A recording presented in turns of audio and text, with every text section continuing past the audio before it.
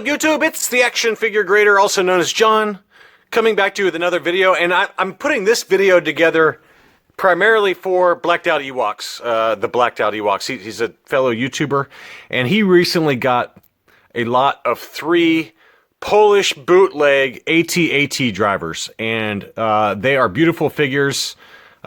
He got those from a friend of mine, and I really should have bought them if I had been smart, because he got a great deal on them.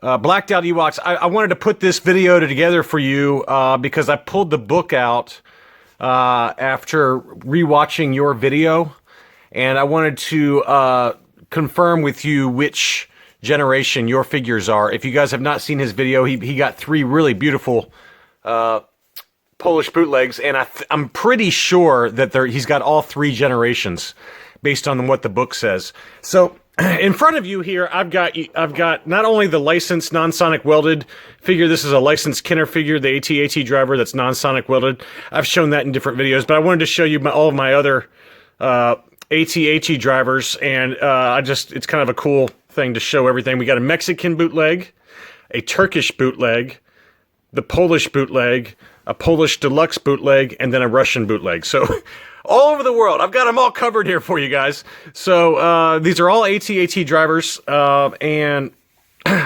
this is the only one I have right now that is similar to what Blacked Out Ewoks just got. This is a first generation Polish bootleg, and I've talked about this in other videos, but the number one tell for Polish bootlegs is if you pull slightly on the arms and look inside the socket that holds the arm to the torso, it'll have a cone-shaped kind of socket instead of a normal ball and socket joint.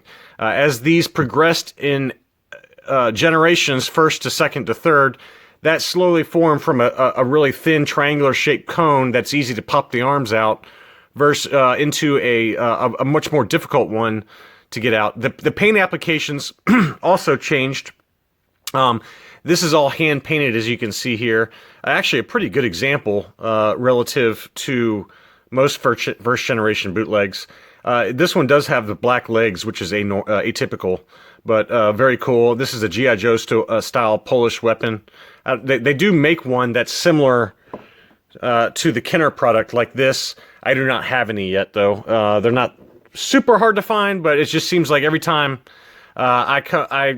one comes up for sale, or a group come up for sale of weapons, I just don't have the money in hand. So anyway, I encased him with this one, but this is a first generation bootleg with hand painted paint applications. It's actually pretty good paint relative to others that are out there.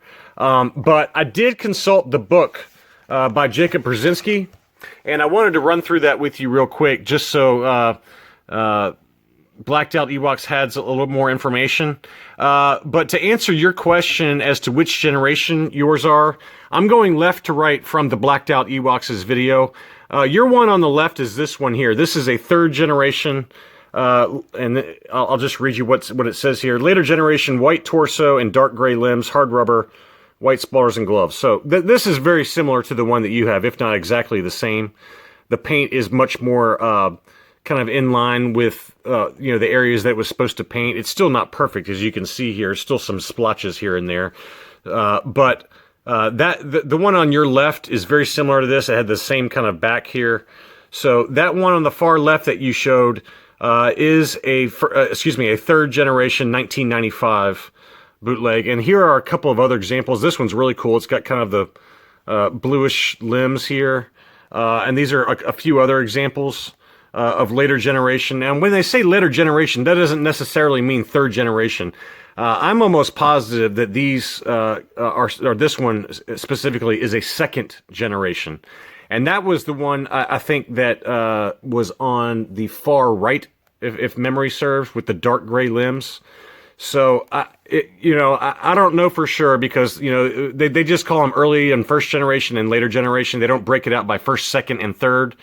But if you pull on those arms and see what kind of socket they have, that'll be very telling. But I'm almost positive that yours is a 2nd generation.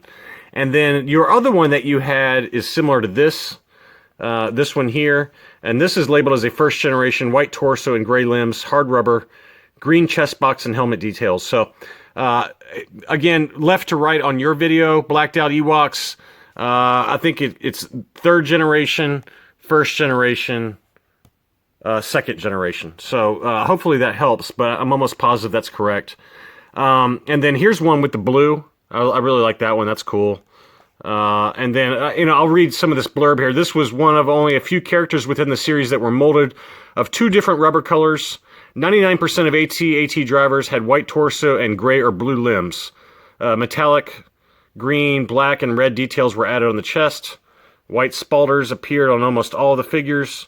The red mark on the helmet was divided into 2 stripes on the forehead. There were a few examples molded from one rubber color, gray or very dark gray. One has been found with blue molded torso and limbs of molded ivory white rubber. Later generations repeated the painting scheme in 2 color molds. At the end of the Evan-Plas production, several different colors might appear on the chest, and the mark on forehead was divided into 3 stripes. Sometimes white gloves appeared. Within all generations, this character presented a large number of variants, even if they were not visible at first sight. This is possibly the most numerous figure within the series, and there are at least 70 different examples of the first generation figures and over 100 of the later ones. Now, I still think that these numbers are low. Of course, I'm not an expert. Jacob is, so he would know better than me, but I really question whether that number is correct when there's only 100 of the third generation and 70 examples of the first generation. When I own one, blacked out Ewoks own one. I mean, I know a guy that's got a collection of at least 100 of these things. So that number seems low to me, but what do I know? Anyway, hopefully that was helpful. I know that doesn't quite answer your questions, but I'm 99.9% sure that your dark gray with the white is a third generation as labeled here. This one is labeled as a later generation, but it's very similar to the one you have. But I'm almost positive that's considered a second generation. And then this one here would be your first generation. So, but it's interesting that he doesn't have the black legs. He's got all black here, which is a first generation.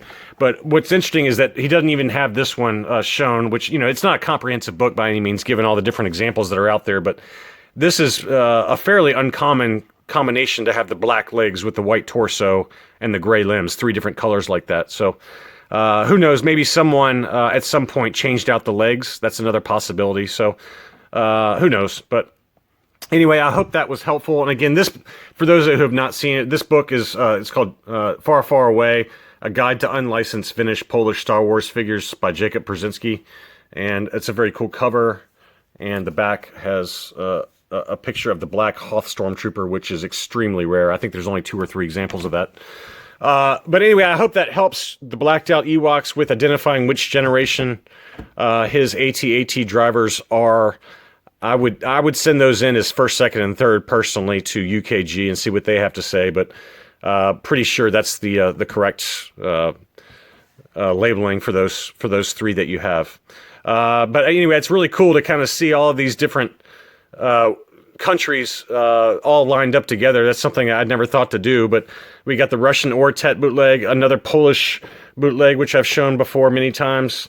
This is the deluxe series, a much more difficult series to collect. We got the Kenner license figure, we got the Turkish Uze bootleg, and then the Mexican bootleg. So all kinds of different bootlegs that are out there, and it just happens to be for the AT-AT drivers. I've got a number of nice examples here. So anyway, I hope you're doing well, and thanks for watching.